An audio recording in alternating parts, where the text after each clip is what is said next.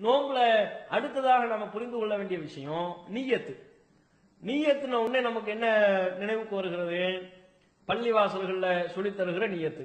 நவைத்து சௌமகதீன் அன்னதாயி ஃபர்தி ரமலான ஹாதி ஹிஸ்னதி லில்லாஹி தாலா, அதோடு சேர்ந்து தமிழ் வரும். லில்லாஹி தாலா, இந்த வருடத்தின் ரமலான் மாதத்தின் ஃபர்லான நோன்பை அதாவாக நாளை பிடிக்க நியத்து செய்கிறேன் அல்லாஹ்வுக்காக. இது எல்லா சின்ன பிள்ளைகள் சிறுவர்களுக்கும் மனப்பாடம், பெரியவர்களுக்கும் மனப்பாடம். பள்ளிவாசல்ல இதைத்தான் நீயத்துங்கிற பேர்ல சொல்லி கொடுப்பாங்க. நோன்பு வைக்கிறதுடைய நீயத்து. அதுவும் இந்த நீயத்தை சொல்லிட்டோம்னா லாக்கு.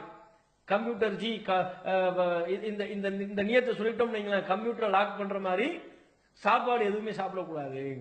சின்ன பிள்ளைங்க வேடிக்கை எப்படிலாம் செய்வாங்க.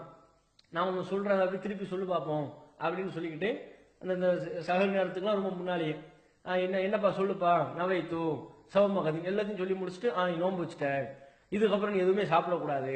அப்படி சிறு பிள்ளைகள் விளையாட்டை போல நீயத் என்று இந்த ஒரு வாசகத்தை உருவாக்கி வைத்துக் கொண்டு இதை சொல்லிவிட்டால் இதற்கு பிறகு எந்த உணவும் உட்கொள்ளக்கூடாது என்கிற ஒரு நடைமுறையையும் முஸ்லிம்கள் கடைபிடித்துக் கொண்டிருக்கிறார்கள். இதை நாம் என்ன விளங்கணும்? முதல் அப்படி ஒன்று இருக்கா? நோன்பு வைப்பதற்கென்று நீயத்தின் சில வாசகங்களை சொல்லணும். அப்படி சொன்னாதான் அவர் நோன்பு வைத்தவராக ஆவார் அப்படின்னு ரசூலுல்லாஹ் நமக்கு சொல்லி தந்தாங்களா? அல்லாஹ் திருக்குர்ஆன்ல இது போன்ற வாசகங்களை சொல்லி தந்திருக்கிறார். முஸ்லிம் எந்த அளவுக்கு இது வரணும் இருக்கக்கூடிய ஒரு காரியம்.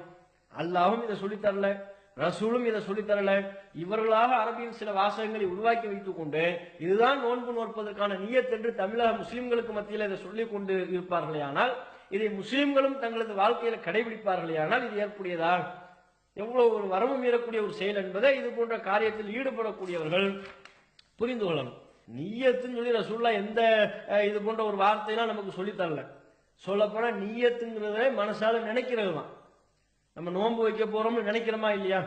இப்ப ரமலானுக்கு முன்பே ரமலான் பற்றியான பேச்சுக்கள் துவங்கும் போதே நோன்பு வைக்கக்கூடிய சக்தி பெற்றவர்கள் எல்லோருமே நோன்பு வைக்க போறோம் அப்படிங்கிற எண்ணத்திற்கு அவர்கள் வந்து விடுகிறார்கள். அதான் நீயத்து. இப்ப நம்ம என்ன கேட்கணும்? இப்ப 4 மணிக்கு ஒருத்தர் எழுந்து பல்லு தைக்கிறாருன்னா எதுக்கு தைக்கிறாரு? 4 மணிக்கு எழுந்து சாப்பாடுக்கு முன்னால் இருக்கிறாருன்னா உட்கார்ந்து இருக்கிறாருன்னா ஏன் எதுக்கு உட்கார்ந்து இருக்கிறார்? எந்த எண்ணமும் இல்லாம உட்கார்ந்து இருக்க முடியுமா? எந்த எண்ணமும் இல்லாம ஒருத்தர் 4 மணிக்கு எழுந்திருப்பானா? அலாரம் வச்சு சில ஏற்பாடுகளை செஞ்சு 4 மணிக்கு ஒருவர் எழுந்திருக்கிறார் என்றால் எதற்காக? எந்த எண்ணமும் இல்லாம எழுந்திருப்பானா? அப்ப நோன்பு வைக்க வேண்டும் என்கிற எண்ணம் அவருடைய உள்ளத்தில் இருக்க போய் தானே 4 மணிக்கு எழுந்தாரு, பல்லு தேய்ச்சாரு, சாப்பாடுக்கு முன்னால் உட்கார்ந்து சாப்பிட்டாரு. அதான் நீயத்து. நீயத் என்பது தனியாக வாயினால் சில வார்த்தைகளை சொல்லணும் என்பதெல்லாம் இல்லை. அவருடைய மனசுல உள்ள எண்ணம் தான் நீயத்து. நோன்பு வைக்கணுங்கிற எண்ணம் இருக்க போய் தானே நம்ம அந்த விடிய அதிகாலையில் எழுந்திருக்கிறோம், சாப்பிடுவதற்கு தயாராகிறோம். அதான் நீயத்து. புகாரில முதல் ஹதீஸே என்ன? ரசூல் ஸல்லல்லாஹு அலைஹி வஸல்லம் அவங்க சொன்னாங்க, இன்னமல் அஅமாலு பின்னியாத், செயல்கள் அனைத்தும் எண்ணங்களை பொறுத்தே அமைகின்றது. நீயத் எண்ணம் என்னவோ அதுதான் செயல். இப்போ ஒருத்தர் பைக் எடுத்துக்கிட்டு வெளியே கிளம்புறாரு. எங்கெங்க போறீங்க?